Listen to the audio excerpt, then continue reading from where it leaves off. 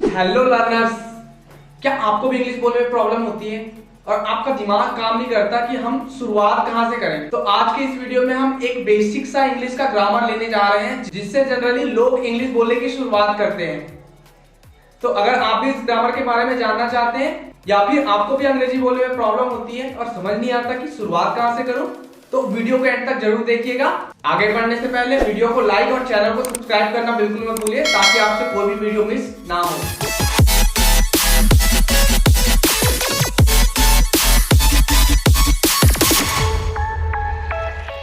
So dear learners, आज की class में हम जानने वाले हैं इंपरेटिव सेंटेंसेस के बारे में। इंपरेटिव सेंटेंसेस, इसका सिंपल से मतलब होता है आज्ञासूचक वाक्य।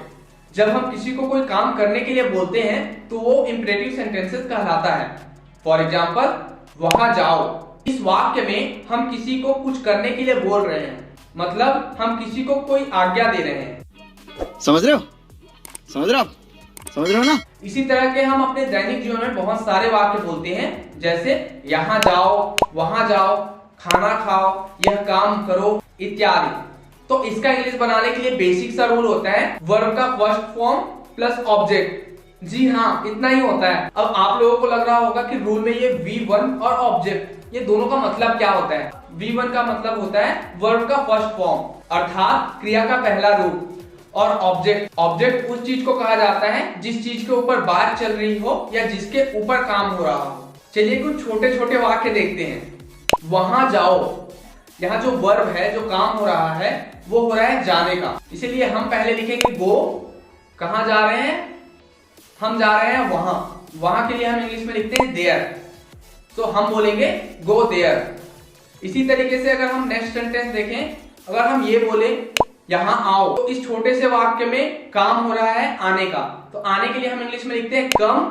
हम यहां आ रहे हैं तो यहाँ के लिए हम इंग्लिश में लिखेंगे हियर, तो ये बनेगा कम हियर। इसी तरीके से आप अपने दैनिक जीवन में बहुत सारे वाक्य बना सकते हैं, जैसे खाना खाओ, ईट फूड, गाना गाओ, सिंग a song, cricket Khelo, play the cricket, दुकान जाओ, गो टू शॉप।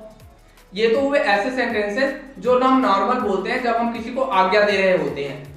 इसी के निगेटिव सेंटेंसेस भी होते हैं जिन्हें हम अपने दैनिक जीवन में कुछ इस तरह से उपयोग करते हैं। हम बोलते हैं वहां जाओ, ये तो था एक नॉर्मल वाक्य, बट हम इस तरह के भी वाक्य बोलते हैं वहां मत जाओ। तो जब मत आता है तो ऐसे वाक्य नकारात्मक वाक्य बन जाते हैं। तो नकारात्मक वाक्य को बनाने के लिए फॉर्मूला में एक छोटा सा चेंज करना पड़ता है। इस रूल में सबसे पहले हम डोंट को जोड़ देते हैं, तो ये रूल बन जाता है don't plus V1 plus object.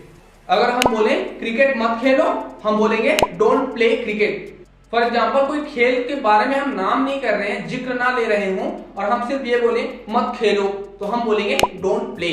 अगर हम बोले मत खाओ, हम बोलेंगे डोंट ईट। अगर हमें बोलना हो खाना मत खाओ, डोंट ईट फूड, वहां मत जाओ, डोंट गो देयर। तो इस तरीके से हम अपनी डेली लाइफ में इंपरेटिव सेंटेंसेस को यूज करते हैं। क्या आप इससे रिलेटेड इंग्लिश के सेंटेंसेस बना सकते हैं? साइड में ऐसे ही 10 इंग्लिश के सेंटेंसेस हैं, 5 नॉर्मल वाला, 5 निगेटिव वाला। आपको क्या करना है, आपको इस वीडियो के कमेंट में इसका आंसर लिख के डालना है। अगर कोई मिस्टेक होगी तो मैं करेक्ट कर दूंगा। सो लर्नर्स, चलिए अगले वीडियो में मिलते हैं इंग्लिश के किसी नए टॉपिक के साथ। Thanks for watching and please subscribe, please